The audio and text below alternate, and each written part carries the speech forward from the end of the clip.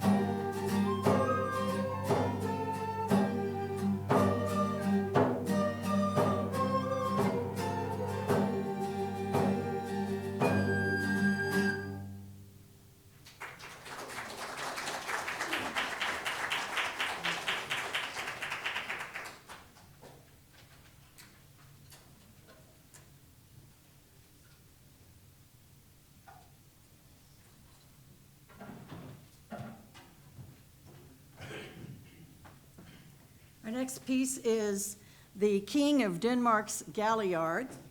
The Galliard is one of several Renaissance dances. It's a lively sequence of 4 steps, jumping back and forth, and then landing with your foot in the air, one in front of the other. So very nice. I will not demonstrate. Might hurt myself. This one was written by John Dowland. We have several pieces today from John Dowland.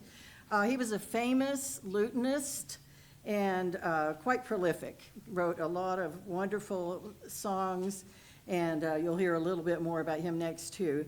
This particular one was written, you might wonder, King of Denmark, you know, he's a British composer, but it was written for the Most High and Mighty Christianus IV, who's the King of Denmark and ruled from 1588 to 1648. He was kind of the one who is credited with like being the father of the country, that kind of thing. He's very well respected in Denmark, and that's why they have so many places that Christiansborg, the towns that start with that.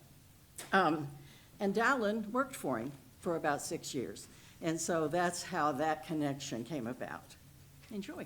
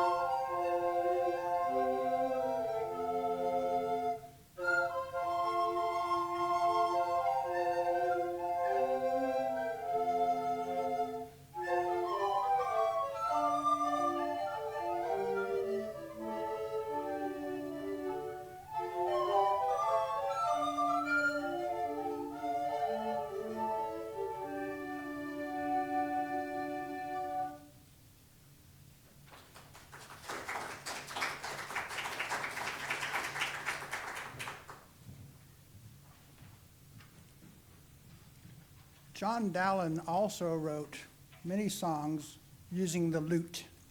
And one of the songs he wrote was called Lacrimae, Tears, Flow My Tears, which became a signature song for him. It is believed that the first Lacrimae was called Lacrimae Antiquae, which is old tears. I'm not sure what the difference is between new tears and old tears, but we will perform to you one of the most widely distributed instrumental pieces that have ever existed during that period. It's in the form of a dance as well, a pavane. I would show you, but but this is for music, so I'll leave that alone. But the pavane is a slow dance. It's more of a promenade. So when you're doing pavane, people can see you in all your glitter and finery.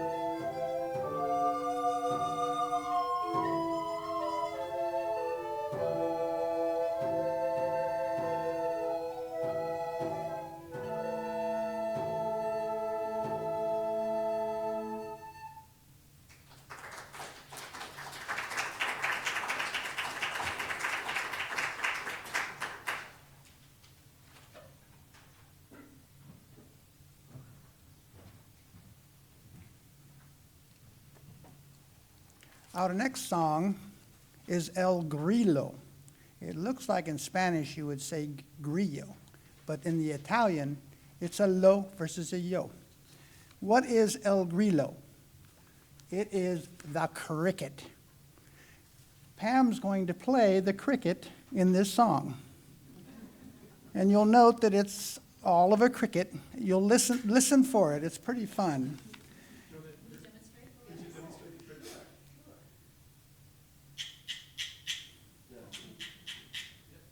That's pretty close. We'll listen for the cricket. I will say there's an opportunity in this song where you hear the cricket and then you don't hear the cricket, but you know the cricket's around. So be aware of that possibility. You'll have opportunity to hear that. The cricket is a delightful comic form in 1505 by Joaquin Dupré. The humorous song tells about the cricket, who is an excellent singer and stays up all night singing for love.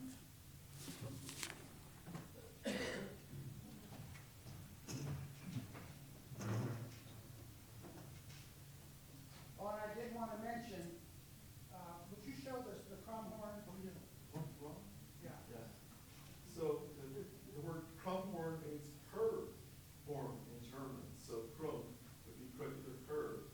And so this is an instrument you do not see anymore in modern orchestras. It's a wind-capped instrument where the reed it's a double reed like an oboe, but it's inside the cap. So that buzzy sound you're going to hear is from the tenor Krummhorn and the alto Krummhorn. And so we thought it'd be just perfect for the sound of crickets. So here we go. Yeah, should we tune it? Krummhorns are one of these instruments that just because you put your fingers on the correct holes doesn't mean you're going to get a sound. The musician has to tune all the pitches by ear. So Rob and I are going to try to tune first. So apologies for strange sounds until we get them where they need to be. Here we go. That'll work. I'll give you 2 measures of 2.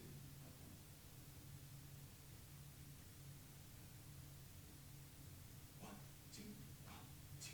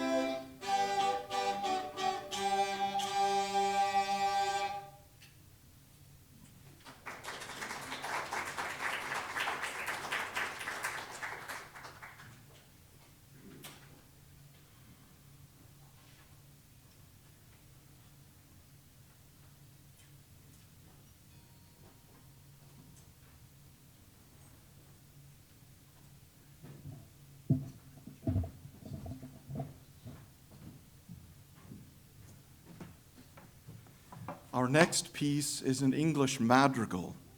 Madrigals were very popular in the Renaissance. It was something that, after a dinner party, that would be your entertainment. You'd get together and, entertain your host by passing around the music and singing madrigals. All these Christmas songs we know that have fa-la-la in them, those are forms of madrigals. This one is called Fair Phyllis.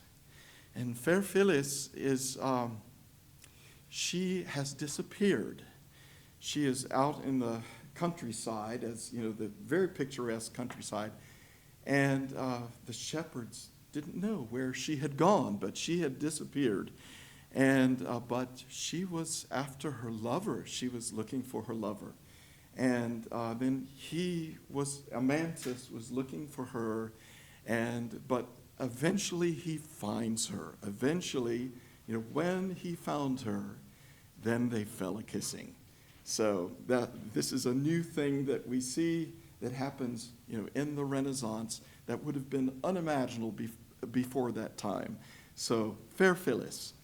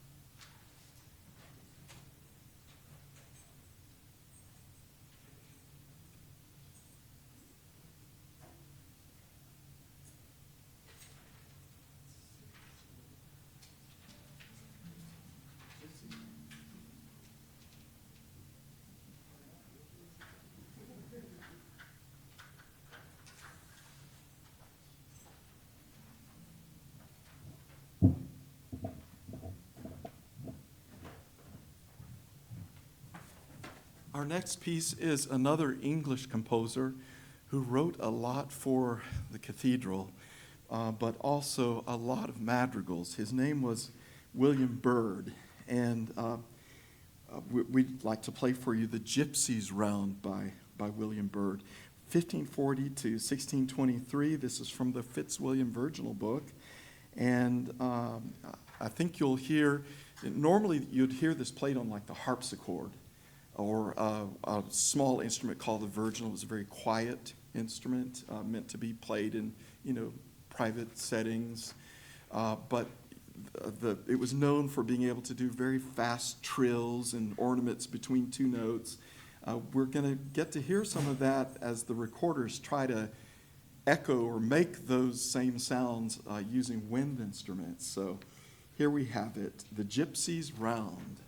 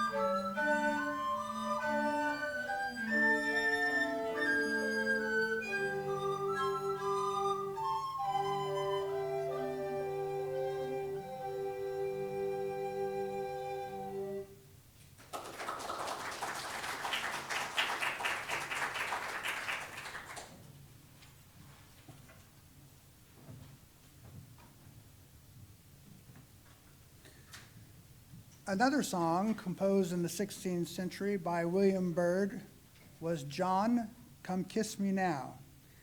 It exemplifies Renaissance improvisatory or improvisation of the fundamental music practice. So you had a melody, and then the musicians added to it, embellished it. And you'll see that we'll have some of the musicians today will demonstrate for you their ability to maintain the rhythm complexity and have these ornamental flourishes within. Enjoy. Oh, by the way, I wanted to say one other thing.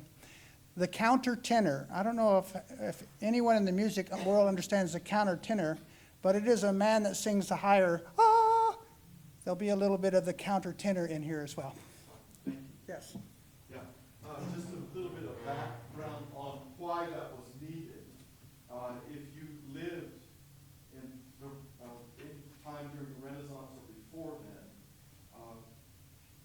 female voices were basically not heard in performances. You know that all of Shakespeare's plays were written for only male actors, and all of the female actors had to be covered by either boys or men who would dress to fulfill that part in the play. And the same goes for the singing. It was considered culturally inappropriate at those times and illegal for females to perform vocally in public. Even in church, the ladies were not allowed to sing in church. So, you know, ladies, we've come a long way.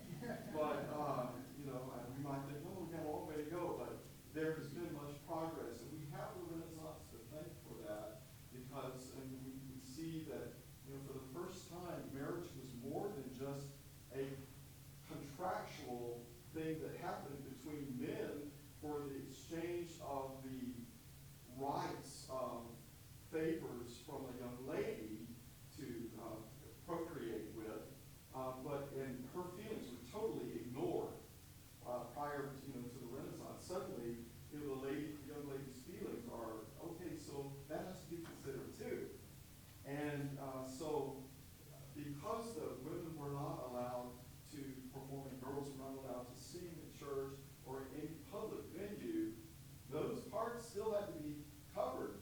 And so how are you going to do that? Well, maybe if you have a very, very talented young boy who could sing that part in their children's voice, or maybe, and you didn't always have that. So men had to learn to sing and at a higher register. Now, believe it or not, gentlemen, this is possible. You can do it, and any man can do it. It's basically, you have to think about, your Mickey Mouse voice. You think about how Mickey Mouse talks. So you take your voice up through the break. And so before you, became, grown, before your voice was grown up, you can make those really high pitches. And there's a break in your voice. You can feel it if you let your voice extend upward. And I'll try to see if I can do it. Oh, you hear that? It goes up.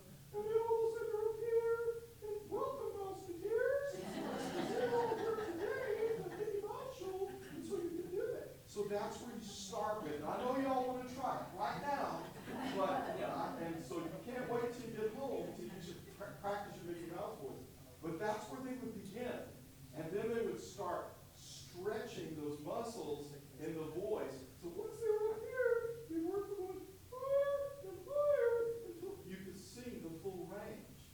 And so this would take sometimes years to develop that skill.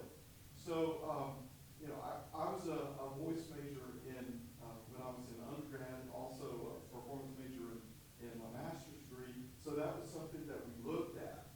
And I didn't spend a whole lot of time with, but that really high part you can hear at the beginning, where I would let you hear the melody in countertenor, as you would have heard it, let's say in a cathedral or on the street in a public performance, where a man would have to sing those parts. So fingers crossed. Hopefully I can do this. Oh, here we go, Musketeers.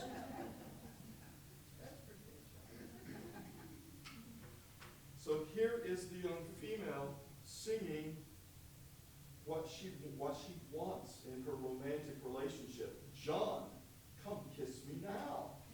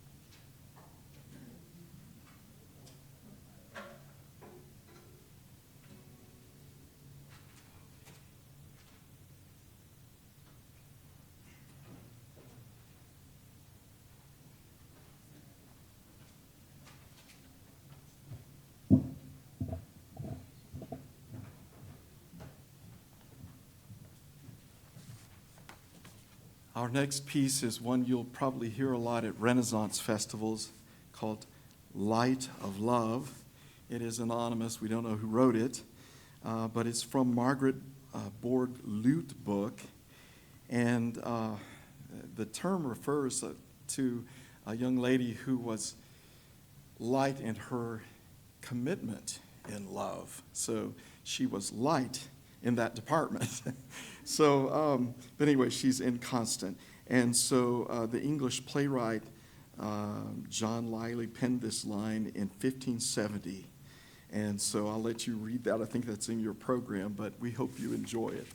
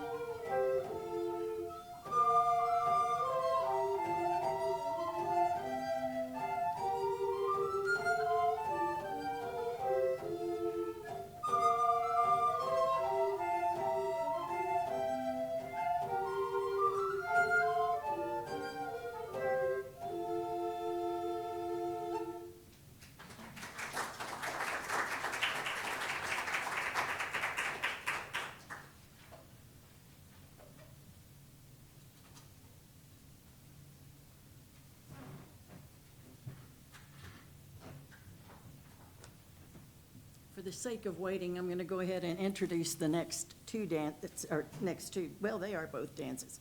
The first one is I don't have the full name of it here. M. George Whitehead's Allemande. And an Allemande was, the dance name means German in several European languages. And so it was a German dance. It was danced in 2 lines. The people danced 3 steps, and then they paused. Mr. Whitehead, we don't know a lot about him, but he was probably a patron of the arts and helped to support Dowland at some point in time, so he got a song. The Earl of Essex, this is another Galliard. This one's a little more notorious. You can see there. It was written for Robert Devereux, and we always think, who are these people that these dances are dedicated to. But Robert Devereux was the 2nd Earl of Essex, and he was the English nobleman who famously tried to overthrow Queen Elizabeth, and he was executed for treason in 1601. So we hope that Dowland's association with him was before that time or not included in those plans.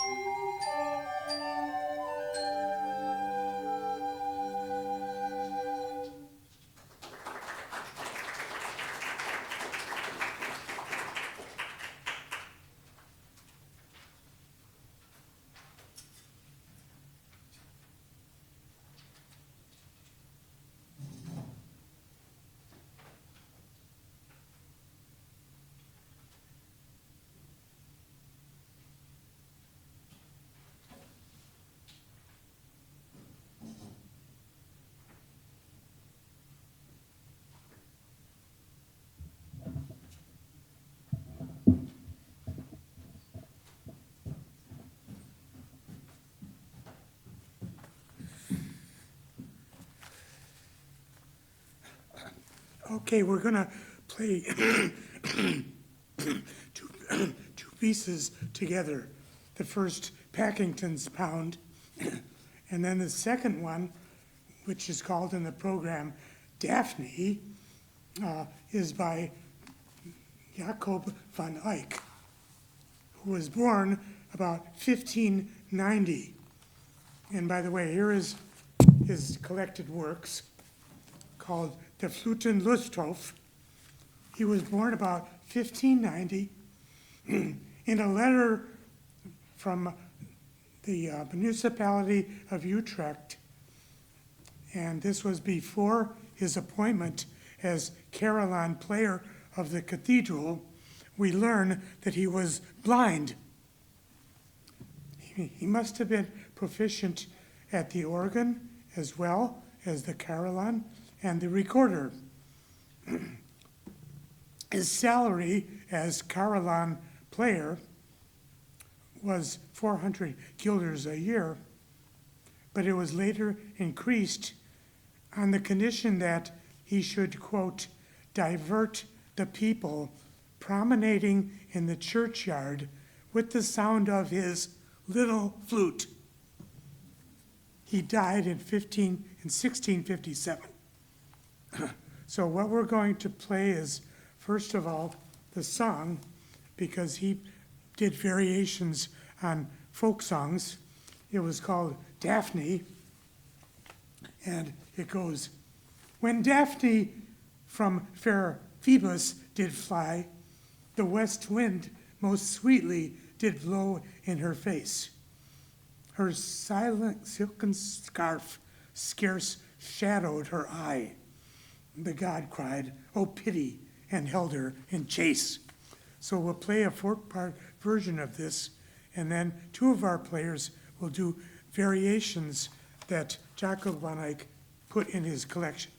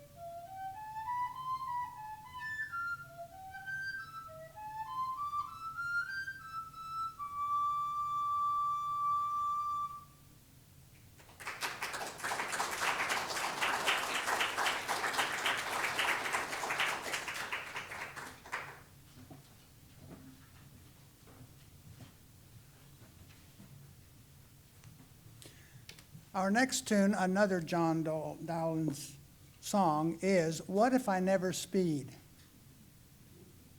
I'll never get a ticket. Well, I'll never get a speeding ticket anyway. But we're not talking about that. We're talking about one's giving his feelings about the one he loves. And what if he's just too nervous and too afraid? And he says, I'll wait. What if I never speed? Well, I need to speed. I need to tell her how I feel. I don't want to wait. I want to let her know my true love's heart. And if I don't, maybe I just simply will admire from afar. This is one time that you want to speed.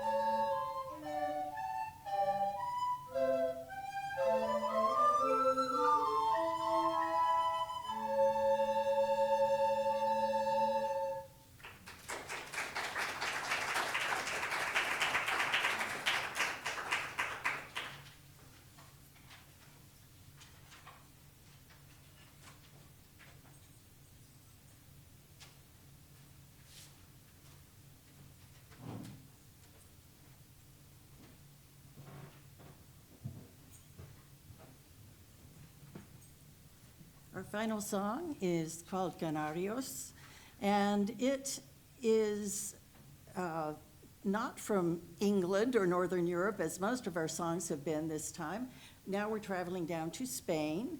Gaspar Sanz was born in Spain, and he also worked in Italy, and he wrote several very, very popular songs.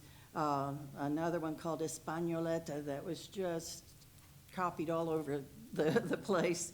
Canarios is delightful. I hope you enjoy it, and thank you so much for coming. We've enjoyed having you. Would you want to tell me about after the performance? Yes, there are refreshments in the fellowship hall. The and you're welcome to partake. And special